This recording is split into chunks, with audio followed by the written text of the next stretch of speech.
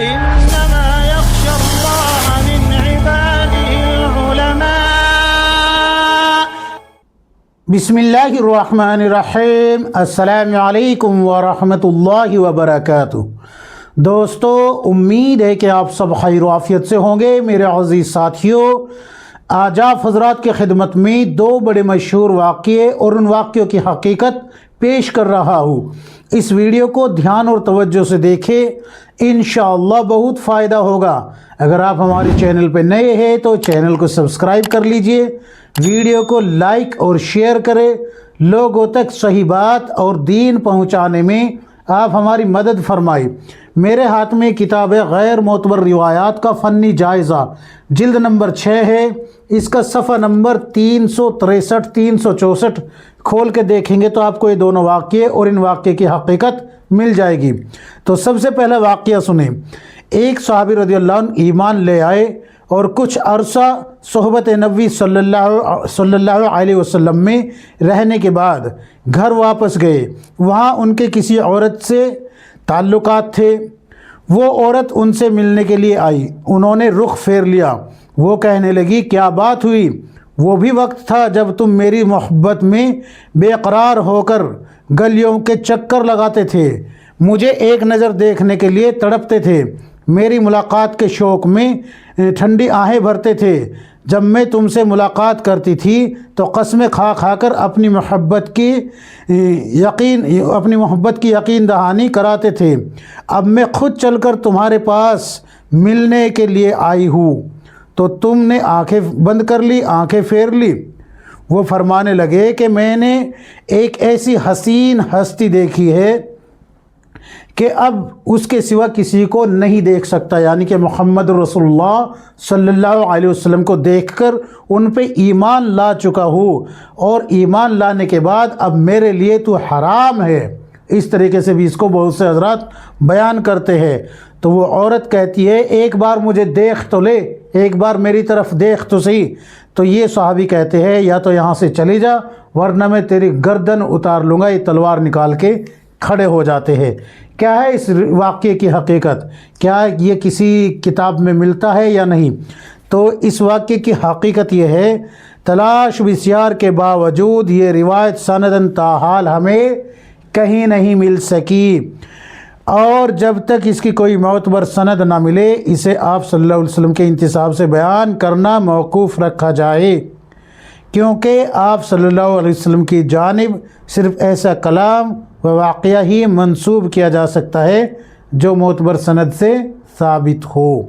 تو اس واقعے کی کوئی سند نہیں ہے، اس کو بیان نہ کیا جائے، بیان کرنے کی اجازت نہیں ہے. دوسرا واقعہ بھی سنیں. حضرت موسیٰ علیہ السلام نے اللہ تعالیٰ سے پوچھا، یا اللہ، جب آپ اپنے بندے پر مہربان ہوتے ہیں تو کیا عطا کرتے ہیں؟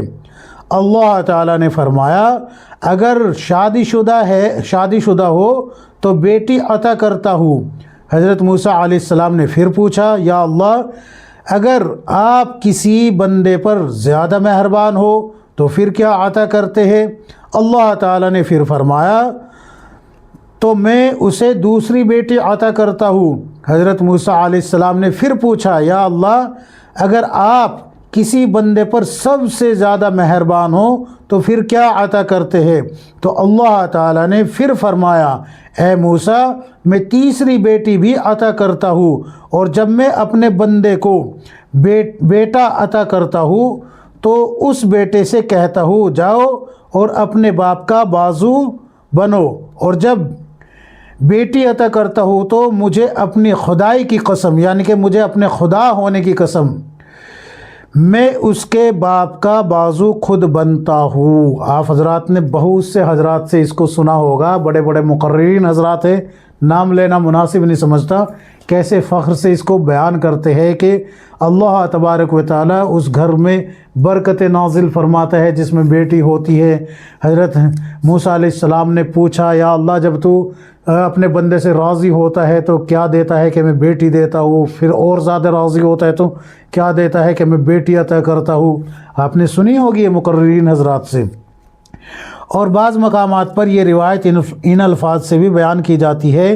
ایک بار حضرت موسیٰ علیہ السلام نے اللہ تعالیٰ سے عرض کیا، اے مالک، جب آپ خوش ہوتے ہیں تو کیا کام کرتے ہیں؟ اللہ تعالیٰ نے فرمایا، بارش برساتا ہوں۔ حضرت موسیٰ علیہ السلام نے پھر عرض کیا، جب آپ اس سے بھی زیادہ خوش ہوتے ہیں تو کیا کرتے ہیں؟ اللہ تعالیٰ نے فرمایا، بیٹیاں عطا کرتا ہوں۔ حضرت موسیٰ علیہ السلام نے پھر عرض کیا، یا باری تعالیٰ، جب آپ سب سے زیادہ خوش ہوتے ہیں تو کیا کرتے ہیں؟ تو اللہ تعالیٰ نے فرمایا، میں اس کے گھر مہمان بھیجتا ہوں۔ آپ حضرات نے سنی ہوگی اس طریقے سے بھی اس روایت کو کہ حضرت موسیٰ علیہ السلام نے جب اللہ سے یہ سوال کیا کہ اللہ، جب سب سے زیادہ خوش ہوتے ہیں آپ اپنے بندے سے تو کیا کرتے ہیں؟ تو اللہ تعالیٰ فرماتا ہے کہ میں مہمان اس کے گھر بھیجتا ہوں۔ کیا ہے اس روایت کی حقیقت؟ تلاش بسیار کے باوجود یہ روایت سندن تاحال ہمیں کہیں بھی نہیں مل سکی، اور جب تک اس کی کوئی معتبر سند نہ ملے اسے آپ صلی اللہ علیہ وسلم کے انتساب سے بیان کرنا موقوف رکھا جائے، کیونکہ آپ صلی اللہ علیہ وسلم کی جانب صرف ایسا کلام اور واقعہ ہی منسوب کیا جا سکتا ہے جو معتبر سند سے ثابت ہو۔ واللہ عالم۔ تو یہ دونوں واقعے بغیر سند کے ہیں، ان کی کوئی حقیقت نظر نہیں آ رہی، سند نہیں مل رہی۔ ظاہر سی بات ہے، جب سند ہی نہیں مل رہی ہے تو ان کے معتبر ہونے کی کوئی دلیل بھی نہیں بنتی، ان کو بیان نہ کیا جائے۔ آپ حضرت مفتی سعید صاحب پالن پوری رحمۃ اللہ علیہ کی کتابیں پڑھا کریں، آپ کو بہت زیادہ فائدہ ہوگا، انشاءاللہ بہت زیادہ فائدہ ہوگا۔ حضرت مولانا اشرف علی تھانوی رحمۃ اللہ علیہ کی کتابیں پڑھا کریں، بہت زیادہ فائدہ ہوگا، بے انتہا فائدہ ہوگا۔ آپ جو ہے حضرت مولانا قاسم نانوتوی رحمۃ اللہ علیہ کی کتابیں پڑھیں، بہت زیادہ فائدہ ہوگا۔ حضرت مولانا انور شاہ کشمیری رحمۃ اللہ علیہ کی کتابیں پڑھیں، بہت زیادہ فائدہ ہوگا۔ تو یہ تو میں آپ کو وہ بزرگ بتا رہا ہوں ماشاءاللہ جو مستند جو روایتیں ہیں ان کو اپنی کتابوں میں لے کے آتے ہیں۔ آپ جو ہے بخاری شریف کی شرح پڑھ کے دیکھیں، تحفۃ القاری حضرت مفتی سعید صاحب پالن پوری رحمۃ اللہ علیہ کی، عقل کے دریچے کھل جائے گے انشاءاللہ۔ پڑھ کے دیکھیں اس کو۔ اللہ تبارک و تعالی مجھے بھی آپ کو ہم سب کو عمل کی توفیق عطا فرمائے، آمین یا رب العالمین۔